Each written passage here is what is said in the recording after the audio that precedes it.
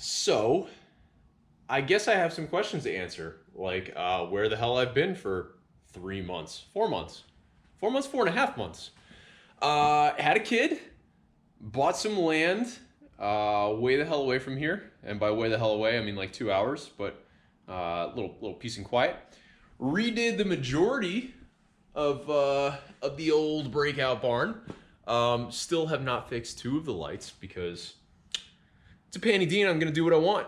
Cut off most of my hair. Hair grew back. Shaved completely clean. A little bit of chin fuzz growing back here. Mask covers it. Good to go. Corona numbers skyrocketing again. Right on time for the second wave. And hey, I got another little for shit project. So in the time that I've been gone, I have not touched the Datsun at all. I think I kind of burned myself out a little bit, and I had a million projects going on in combination with just some other stuff, and well, I needed a break. So let's call that half season one. This is going to be season two. Season two is going to start off a little bit differently. I'm going to make it a point to get out here once a week-ish and try and do weekly episodes. The baby is now 3 months old. Everyone's healthy, happy. She is a gigantic chunk, cheeks out to like here. Great. Hates sleeping still. Just does not value closing her eyes for an extended period of time. That being said, sometimes you just got to be an adult and do adult things. And I am going to continue to do adult things when I can, including turning on the lights. So let's turn on some lights. Hey, we got more lights. We got lights everywhere now. We got lights on the walls. We got lights up there. We got lights over there. We got some lights over there. We are well illuminated. Oops, gotta flip this switch. One more light. Ta-da. What the hell am I doing with the Jeep? Years ago, I worked for Jeep. I think my shirt's actually. Yeah, Milford Auto Group. Mediocre experience. Very mediocre experience. But gave me a lot of the knowledge that I have today. Got me started into ultimately where I ended up. And no regrets at all. When the pandemic hit, everyone stopped driving, right? And by everyone, I mean me and my wife. I went from driving 30,000 miles a year to like 3,000 or 4,000 a year, okay? Just started traveling again for work a teeny bit. Probably gonna put the brakes on that because everyone's apparently French kissing each other again. My wife, on the other hand, has been driving like 200 miles a month. So since 2018, my wife has had a Honda HR-V. She leased it with the intention of buying it. It's a perfect size car for her. Good fuel economy, mediocre trunk size. She's complained about that a little bit. She's been vocal that it totally lacks power, which is 100% true. I've driven that car and you put your foot to the floor and you get a lot of bang, and CVT goes like this and nothing happens. I mean, nothing happens. You just kind of go faster eventually. It's one of those 0 to 60 cars eventually. So since she's only been driving 200 miles, 300 miles a month, doesn't make sense to have a car payment for her right now. She wants something a little bit bigger, a little bit more balls. She wants to be able to merge comfortably. She's not trying to, shake down Porsche Cayennes and red light racing, soccer mom style. But she wants something with a little bit more oomph, right?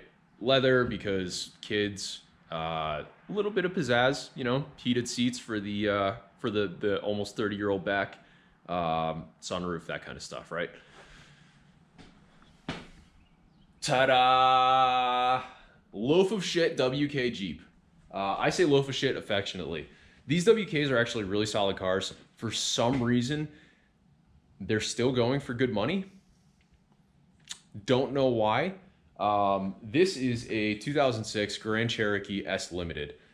I found this car for $2,600 and was able to scoop it off the lady for $1,800 after going to look for it. So $1,800. It's an S Limited, which means that it has navigation, heated seats, dual climate control, rear climate control, adjustable pedals. It has the full tech package, so Uconnect and blah blah blah and blah blah blah and blah blah blah. Uconnect is a fancy word for Chrysler Bluetooth. Full leather interior. actually in really good shape. It needs a detail. It was owned by a college girl for like 2 months before they decided to not fix it and just get rid of it. There's a reason I got it for 1,800 bucks. The caveat, or probably the most important part of the S Limited is this. That is a beefy old 5.7 liter Hemi. So Chrysler has a notoriously shitty reputation for building automatic transmissions, aside from like the 727 torque flight, right? Which is like a 60-plus-year-old transmission at this point. The 545 RFE, on the other hand, kind of breaks that mold a little bit, right? It's not a hugely robust transmission. It's not an Allison. You're not putting it in your tank and, you know, plowing through walls and shit. But it holds up really well. It has some nifty stuff, some nifty software in the PCM, which is Chrysler's term for powertrain control module, which controls it's responsible for both the engine and the transmission. So it works directly hand in hand with the ECM side of the PCM, to adjust and learn based on your driving habits to give you better shift points, better shift quality. Some of that stuff gets in the way over time, but if you take care of them, they last forever. So what we have is a very solid drivetrain. 5.7 Hemi is tried and true. All the issues with them are not indifferent than issues of other American V8 engines. The most important part here, we have a cam and block motor, MDS, multi-displacement system, so it shuts down 4 cylinders on the highway to make you think that you're getting better gas mileage.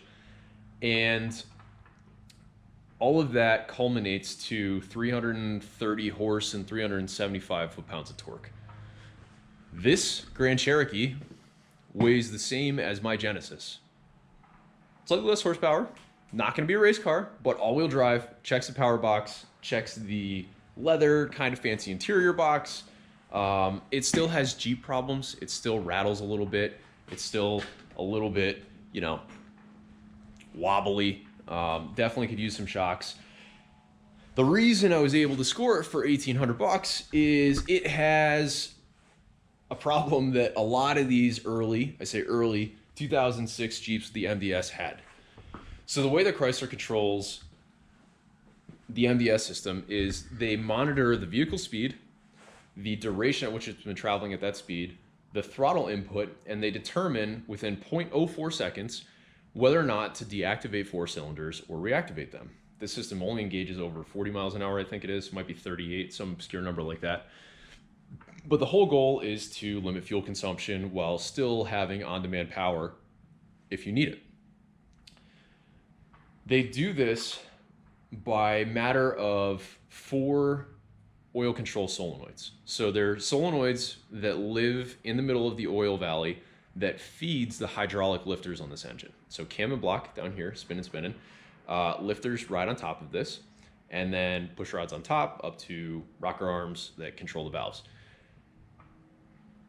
When you close that orifice, you shut off oil pressure to the hydraulic lifter, so the hydraulic lifter collapses and it doesn't actuate the valve. Combine that with cutting spark and cutting fuel, you effectively have a dead cylinder. It's fine for the engine because you're not pumping, you don't have compression through that cylinder, you don't have air and fuel mixture in there that's not igniting. It's just a cylinder going like this. As long as the oiling system is working on the rest of the motor, it's fine. It absolutely has zero ill effect on the engine itself. That being said, those MDS solenoids are under the intake manifold. They live in the valley of the engine. The big downside to that is it gets hot in there, and those solenoids are plastic, and the electronics fail a lot. This Jeep has 130,000 miles on it. Okay, probably 15 years old based on production date at this point. It's failed. Cylinder 4 has failed. It popped a P1414 code, which is MDS control solenoid, cylinder 4 failure. Super common issue. Most of the time, you just slap solenoids in it and go. This woman brought it to a mechanic who I don't think knew what he was doing. He was lacking kind of the travel knowledge. So they replaced all the spark plugs. Looks like he swapped a couple of injectors around, chasing also the P0304. So it has a cylinder 4 misfire code. New coil pack, new spark plugs, new Autolite spark plugs, which I don't know why you would put Ford spark plugs in a Chrysler product, but cool beans. More likely than not, the solenoid has failed. According to her, he replaced all the solenoids. I see 0 witness marks on the intake manifold that the intake manifold has been removed. Chrysler used nice ferrous fasteners on here, okay? Those allegedly were removed 2 weeks ago. 2 weeks ago. I get that we have a little bit of salt and moisture content in the air. That is not 2 weeks worth of surface rust on those. There are 0 witness marks on this intake manifold. I verified that the MDS system is not working. That's when I decided to start making this, because we got, oh man, we had 44 PSI in a compression test. 44. For those who are unaware, we're looking for a number somewhere between 125 and 160, uniform across all the cylinders. So the entire driver's side, I had 155, 162, 157, and 44.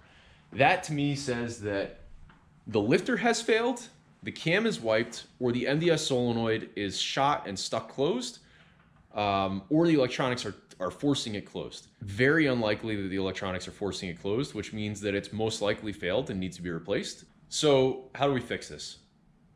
First steps in diagnosing are process of elimination, right? We know we have a P0304, which is a cylinder 4 misfire. We know we have a P1414, which is an MDS solenoid fault. 4 cylinder 4, that's the last 4 in that digit of 1414. So what we're going to do is we're going to pop off the intake manifolds. We're going to look at the MDS solenoid itself, see if it's been replaced. If it's been replaced, then we're going to try swapping it with one of the other solenoids and put it back together and see if it runs. Well, it's going to run either way, but see if it runs well. If it runs well and it clears up the code, or the code moves, then I know that that particular solenoid is bad. Brand new bad parts out of the box. Definitely not the first time that it's happened. I wouldn't be surprised. If that doesn't change it, if the fault doesn't move, if we still get a P1414, then I'm probably going to have to tear off the head and look at the lifters. Collapsing lifters is definitely a thing. They just lose their ability to retain that oil pressure that actually keeps them up. The fact that we have 44 PSI and not 0 PSI to me says that the solenoid is more likely than not working, but the lifter is probably a little bit tired from all of that. So we're going to tear into it. I promised that we were going to get back to the Datsun. That is definitely on my list of things to do. Now that it's cooling down, the next couple videos on the Datsun are most likely going to be wire harness videos, because I can do that from the comfort of the heat and air conditioning in my house. With my wife's lease up in a couple of months, Jeep has taken #1 priority, so we're going to do a little bit of a mini restoration. Luckily for me, brand new tires on it, brand new front and rear brakes. The undercarriage is really in phenomenal shape. The only damage that we have from a body perspective is some little stuff like this. This is actually super solid. The paint just chipped here and flaked. So we'll probably try and do some of that so that it doesn't rust through eventually.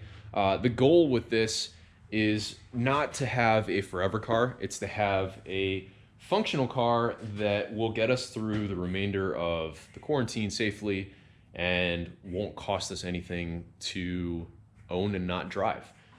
Aside from property tax, because we pay property tax on cars in Connecticut yearly, which is the dumbest thing in the history of the planet. Anyways, let's get to it. So these 5.7 Hemis are crammed in here pretty good. There is not a lot of space if you're, looking at literally anything, okay? Chrysler does their engines with 1.357, 2, 4, 6, 8. That's how they number them. I think it's Ford does 1, 2, 3, 4, 5, 6, 7, 8, but Chrysler, GM do them most of the same, with the odds and evens on the banks, whatever, blah blah blah. Luckily for us, we have a little bit more room on this side because all the electronic control crap is on this side. In order to get this intake manifold off, it's really simple. You can do it without pulling the strut tower bar, and I am going to do that because I just don't want to deal with putting it back on. There's enough flexibility in the fuel hose that feeds it all the way back there that we can just kind of lift this thing out of the way to see the solenoids underneath.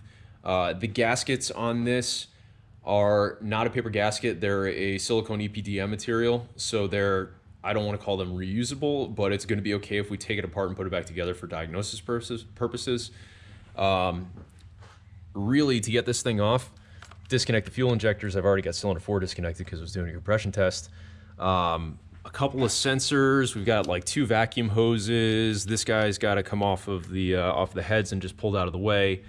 Honestly, the biggest pain in the ass here is the EGR tube, which shouldn't be an issue. It's too somewhat rounded 8mm bolts right here on the EGR solenoid. And then this whole thing should just lift up. We'll be able to get a view at the MDS solenoids, and we'll be able to determine from there whether or not our mechanic friend that had this before us was a total crock of shit or just kind of throwing darts. I'm glad to be back. And thanks for you coming back. People like you make this possible.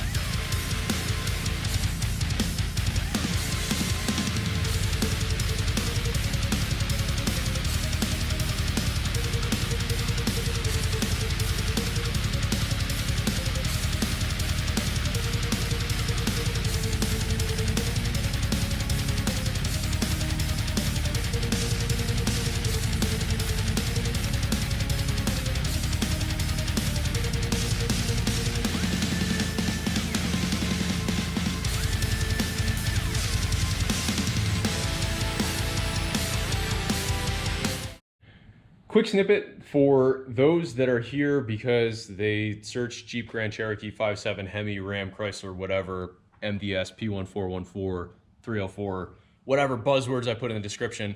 If you're looking for a little bit of DIY help on this, to remove this manifold, it's super easy, okay? I started a little bit ahead of the process. You have this nice dust cover here. To take this off, it's literally just push clips on the backside that snap into place, but you have to remove the oil cap first or you'll be buying a new $40 oil cap. You also need to remove the air cleaner assembly, which is a single hose clamp, and then again, those kind of push clips. Be careful because the IAT, the intake air temp sensor, is on the backside of that, and if you get a little bit too frisky with it, you will snap it. The intake manifold itself is 5 8mm bolts that run along both sides. If you're doing this on a Ram, you have plenty of access. You could have a pool party in the engine bay while you're doing this. If you're doing this on a Grand Cherokee, a Charger, a Challenger, anything else with this 5.7 Hemi with the MDS system, sucks to suck, bro. Hope you have wobble extensions. I do. I can get everything in there with my air ratchet, and then a 5-inch or a 3-inch extension, 5-inch or 3-inch extension, and a deep 8mm socket. I have this swivel for one particular bolt. If you don't remove the strut tower brace, it's hard to get to. It lives in here and it's hard to see, and you will MF yourself all day long. Just past the PCV assembly on the backside of the manifold, directly behind the fuel rail, there is a bolt in there. It sucks, but that's what it is, right? Once you're there, this nice flexible braided fuel line allows you to pull the entire manifold forward and out of the way. You can service it from this way. Hopefully you're not 5'7". If you are, grab a milk crate because this thing is kind of uncomfortable to work on being 6 foot tall. That's pretty much it. You have to be careful not to bend the EGR tube. I left the EGR tube attached by one bolt. That way I don't lose the gasket and I can kind of swivel it out of the way a little bit by just loosening that bolt up. But that's pretty much it. It's a super easy upper intake manifold to remove. Actually, I say upper intake, but it's the whole intake because there's no 2-part intake manifold system on this. And that gives you access to everything, right? It was, I mean, that time lapse was probably 14 minutes of me removing the whole thing and then breaking the MDS solenoid because that's just what they do. Cool beans. Situation report, not great. No way these things were replaced. This supposedly has 2 weeks on it. There is months, if not years, of corrosion on it. This is the cylinder 4 MDS. I'm going to show you why I know that this has not been replaced. A, it's an old part number. Unless he pulled these out of some back alley closet, this is the wrong part number. We're up to AF, I believe, is the last iteration of these, and these are an AB, so these are old. So my little charging light is not charged. Right there, you can see a brand new MDS solenoid that was replaced. Right there, you can see brand new, two actually, brand new MDS solenoids that were replaced. Cylinder number 4 was not replaced. The one that had the issue was not replaced. Cool beans. This is why mechanics have horrible reputations. The reason it wasn't replaced is it was broken as shit. And this is a common issue with these. You can see right there. Let me see if I can get this, I can do my finger thing. Right here, this guy, that little broken plastic head, that is the body of the MDS solenoid. Or the lower half of it. There are 2 gasketed O-rings on that body that like to suction themselves in place. This is a super common problem. There is a hold down ring. Okay, this actually looks brand new. You might have replaced this. So the way these things work is this solenoid actuator lives on top of it. There is a plunger that comes out very easily with multiple different passages through it, right? Plunger goes up and down, determines whether or not oil goes by. The solenoid actuator lives on top, energizes, pops the solenoid up, we're good to go. The plastic body has 2 O-rings on it that live inside the block. This is so that oil doesn't spray everywhere out of your motor. The downside here is Chrysler decided to use a plastic bodied actuator.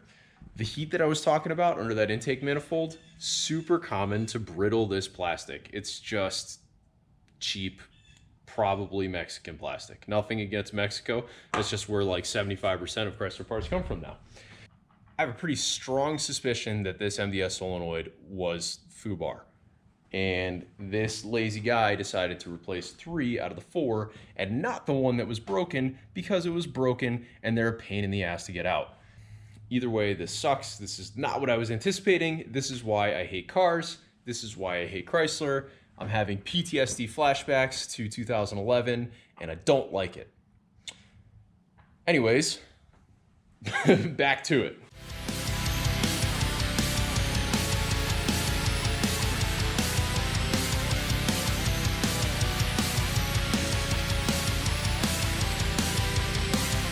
Welcome back to Tucker's House of Horrors, where the radio won't stop playing. Hey Alexa, stop playing. Ooh, can't have any copyright claims on my videos. Not that I'm making money off of this, so it doesn't matter, but no copyright strikes. We're not doing that. Long story short, got it out. Looks like they actually might have replaced it, so I take back all the mean things that I said. This is, in fact, a brand new solenoid with the wrong shitty part number on it. It has an AB designation on it, and when these were launched from the factory, so Chrysler's nomenclature works as such that it's the whole part number and then it's the version number at the very end. So it goes AA, AB, AC, AD, depending on where it is and how many supersessions there are in the part number. The AB should theoretically work, but every time they increase the rev number, it's because they either change manufacturers or they make the design a little bit better. These suck regardless, but you can actually see that those O-rings are brand new. And there's no content in the screens, which means that this actually probably was replaced. They probably didn't recognize that it was 3 ADs and 1 AB. Because if you're changing parts, why the hell would you pay attention to that? You just kind of trust your gut and go with it. If you guys ever run into this situation with MDS solenoid, this is a trick that I learned a long time ago, and I'm surprised it worked. It probably worked because this was still relatively new, maybe a couple months old. Just find a bolt that's about the same size. I believe that this is a 10 millimeter. It's probably a 3/8 bolt actually, because it's got SAE stampings on it, but 3/8 or, oh God, I'm dripping. So find a 3/8 or 10 millimeter bolt and just drive it into the plastic. The plastic is soft enough that you know, you don't have to have a tapered end on it or anything like that. And then I use a pair of hose clamp pliers, or hose pliers, I should say, because they have that nice little angled guy right there, and they're small enough to get in there. Claw on a traditional framing hammer works as well, along with trusty old wood, because who doesn't love wood? And you just kind of wiggle, gently pry them out. Now I know that thing's been just replaced, and the more that I think about this, the 44 PSI of compression on that cylinder is more indicative of a failed lifter, which was my initial thought process after talking to her about what they changed and everything that's going on like that. So with the MDS solenoid removed, there's nothing restricting the oil flow at all, right? So what I'm effectively going to do is pull off one of the valve covers next, well, specifically the passenger side valve cover, and I'm going to turn the engine over. And turning the engine over should give me an indication as to whether or not that lifter's collapsed. If it's collapsed enough, I'll be able to see that the push rod is actually just flopping about in there, and that's going to be good enough for me to say that I need a lifter at very least. All right, part 1.5 of the stuff we were doing with the Jeep, cold as shit, take 7. All right, I'm back. It is cold as F out right now. Temperature has dipped substantially. It's heater season, boys. For that reason, I've switched to the lapel mic. We're gonna see how the audio is. I have the heat running. It's really not that loud, but it's enough that I don't want it to interfere because bad audio quality destroys everything. So when we left off our Fearless Jeep, we discovered that the MDS solenoid was not the cause of the misfire at this point. What I'm going to do now is finish the diag in this particular episode. So what we're going to do is we're going to pop off the coil packs. We're going to remove this wiring harness out of the way. EGR tube is kind of floppy, so we'll probably get away with leaving that in there. And then, pop some of this bigger stuff out of the way because this stuff comes off really easily, and there's actually no coolant in there, and it's missing a bolt or nut anyway. So that's pretty simple. And what we're going to do is we're going to pop off the valve cover, and we're going to turn over the engine, maybe by hand if I can get my arm in there. I bet if I pull the airbox out of the way, I can. And just see if that push rod ever puts tension on the rocker arm. If it doesn't, we know that the lifter has most likely collapsed internally, and we're ordering a set of lifters. It is now the end of November, and I have a month, let's call it a month, to get this thing back on the road. So really just need to clear up the cylinder 4 misfire, replace the spark plugs with actual Champion OEM spark plugs because the auto lights run like crap in this, and then figure out the wheel speed sensor issue, which one it is, and replace that, and we're good to go. So anyways, let's dive back into a little bit of teardown.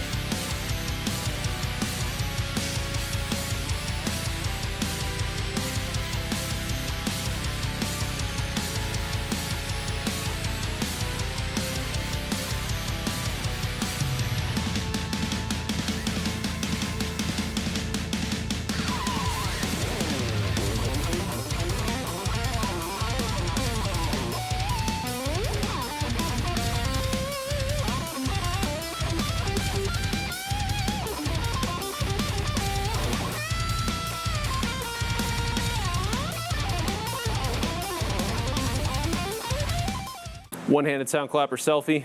Let's get my fingers out of the way. That should work. Okay, welcome back. Should have turned the heat off a couple of minutes ago because now I feel like I am Shrek in my own swamp. Rocking the Cocoa Puff shirt. Should be in a Breakout Barn shirt. Didn't think I'd take the sweatshirt off. Remembered exactly why I hated working on Jeeps. I don't know, it must be, honestly, it's like, I feel like I'm having Vietnam level PTSD flashbacks to all the misery I experienced for multiple years, because these things, these Hemis just do not belong in these chassis. I'm thinking that most of my fond memories of Hemis were on the Ram platform, 1500s, 2500s. Hell, even Chargers. Chargers had more space than this. If you saw me break out ye old Sawzall blade, single hand saw goofy bent blade thing, that is because Chrysler decided to put some of the valve cover bolts about 3.5 inches away from the strut tower. The shank of that bolt is meant to hold a wiring harness on only the top row on this side. Chrysler, in their infinite wisdom and purchasing power, decided that all the bolts should just be the same regardless of the orientation. What that means is, if they don't come off with a wrench, these didn't, you cannot get a shallow 8mm socket on them because the shank is too long. A deep 8mm socket is far too deep. Simple solution, lop off about half the bolt. Over here, pretty standard one. A little bit rusty, a lot of rusty, typical Jeep fashion. Over here, the one I lopped off. Standard depth socket does not fit on this. Standard depth socket fits on this one. On this valve cover, I had to take off this one and this one. And by take off, I mean remove the top half of the shank itself. Yeah, it's a mess in here. I got to clean again. This back one is cleverly designed to be directly in line with the firewall, all the insulation, and behind both heater core tubes, the main engine harness, AC refrigerant lines, and this ground strap. With that being said, we have a little bit of a further issue.